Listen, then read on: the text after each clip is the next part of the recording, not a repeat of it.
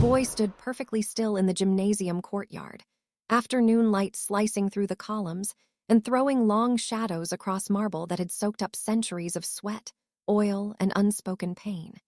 He was 14, maybe 15, old enough to understand exactly what the older man's hand on his shoulder meant, young enough to believe he had no choice. The man was a respected philosopher, wealthy, a friend of his father. And in Athens, this was called paiderastia, the love of boys, dressed up as education, mentorship, a sacred bond between wisdom and youth.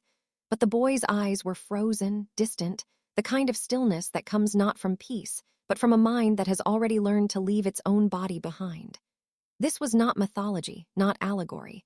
This was just Tuesday in classical Athens. If you feel that chill crawling up your spine right now, smash the like button, subscribe to Empress Secrets, turn on the notification bell because we are only getting started, and drop a comment telling me where in the world you're watching from. I genuinely want to know who still has the courage to stare at the darkest corners of history. Welcome to Empress Secrets, where we refuse to let the past stay polished and pretty. The vase sits in the British Museum, Gallery 69, red figure pottery, circa 480 BCE. A bearded man reaches toward a boy whose arms hang limp at his sides, whose painted face shows nothing. No consent, no pleasure, just absence. Archaeologists call these courtship scenes. And there are literally thousands of them scattered across museums in London, Paris, Berlin, Boston, New York, Athens, Oxford. Always the same image. Older man, younger boy, the hand reaching, the gift offered wine, a dead hare, a fighting cock, because accepting the rooster meant accepting everything that came after. Museum guides rush tourists past these shelves muttering complex social customs, and don't judge ancient cultures.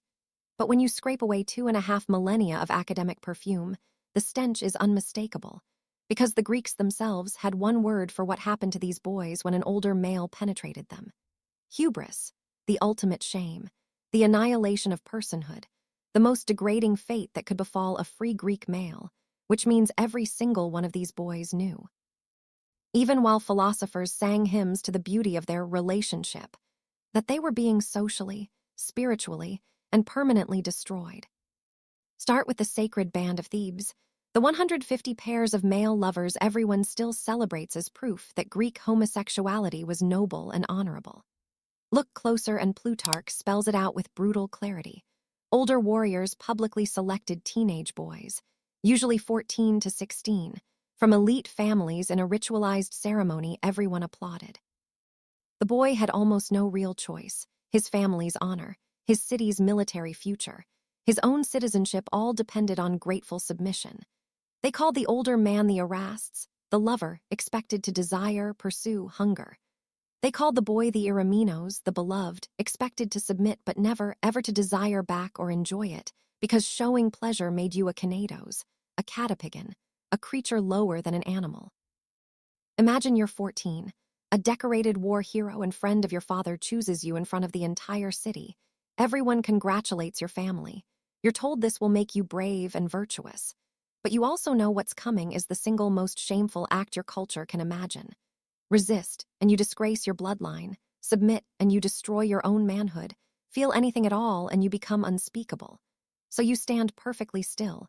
You learn to leave your body. You become the boy painted on every single vase. Arms hanging, face blank, waiting for it to be over. The sacred band was annihilated at Chaeronea in 338 BCE by Philip of Macedon, who wept over their bodies and swore no shame had touched them.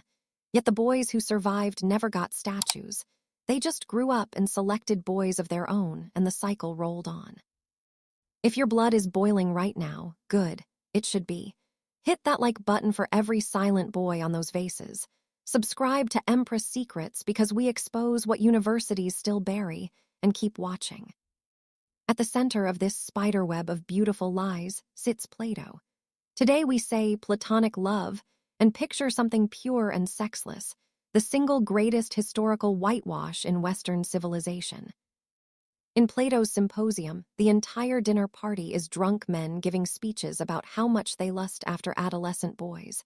Alcibiades bursts in and brags about stripping naked and climbing into bed with Socrates to trade his body for wisdom. And Socrates rejects him only because Alcibiades is now 20 and no longer beautiful enough. Plato's entire ladder of love begins with a grown man's raw sexual desire for a teenage boy's body, and ascends from there to the eternal forms, meaning the boy's flesh is the first rung, and his pain, shame, and humanity are irrelevant stepping stones. In the Phaedrus, Plato claims the truly noble lover shows restraint. Maybe kissing, maybe thigh sex, but stops short of full penetration to preserve the boy's honor. And that was the progressive, enlightened position in 380 BCE. Don't fully rape him if you're truly virtuous. Most erasti, Plato casually admits, weren't that noble.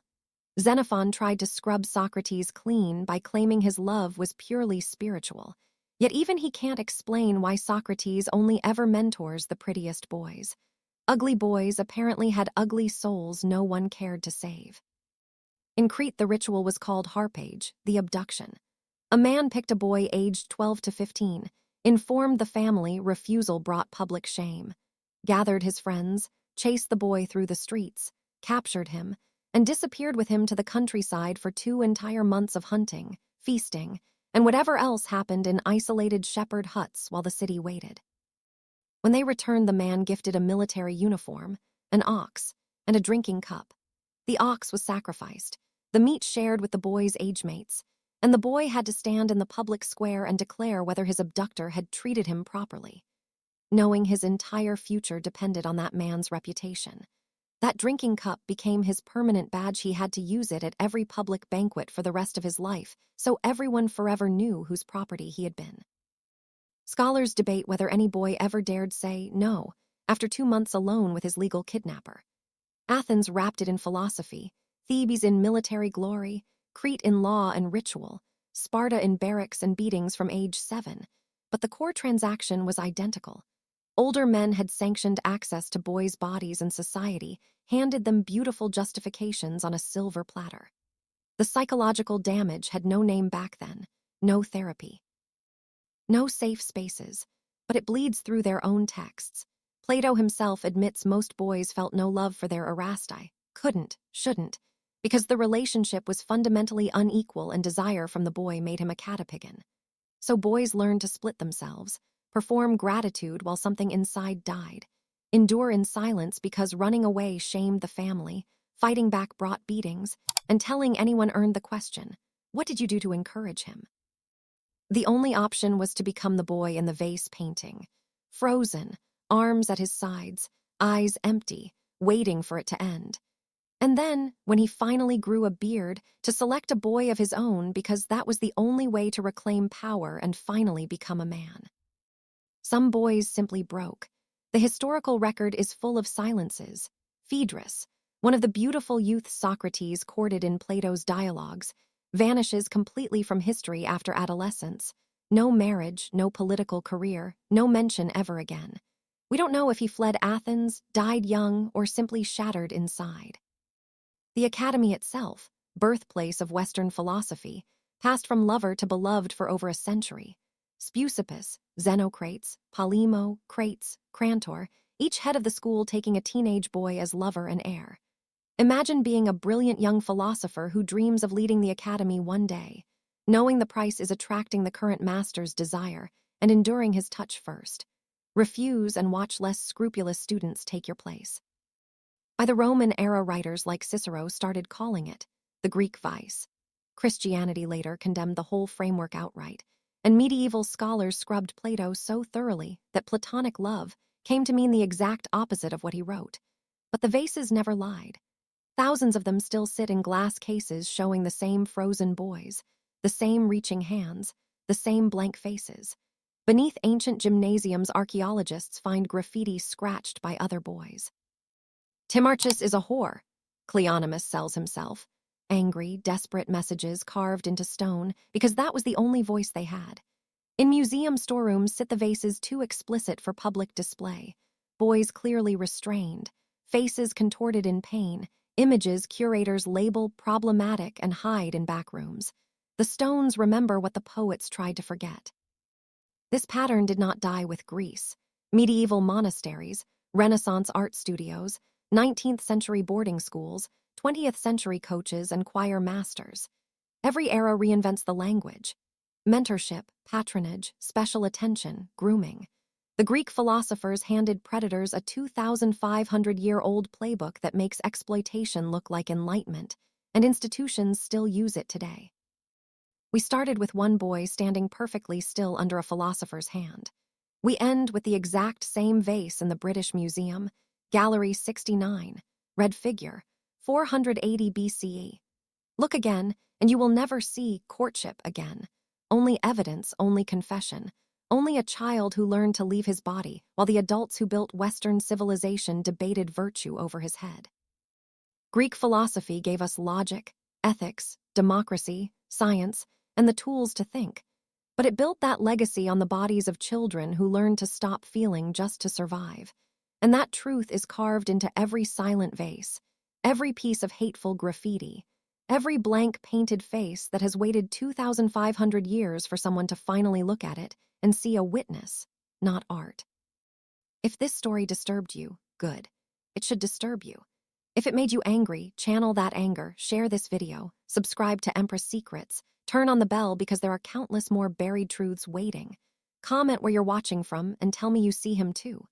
The boy who is still standing there, still frozen, still waiting for the world to finally admit what was done to him, and the thousands like him whose bodies became the unacknowledged foundation of everything we call civilization. This is Empress Secrets. Never forget, never forgive, never look away. See you in the next one.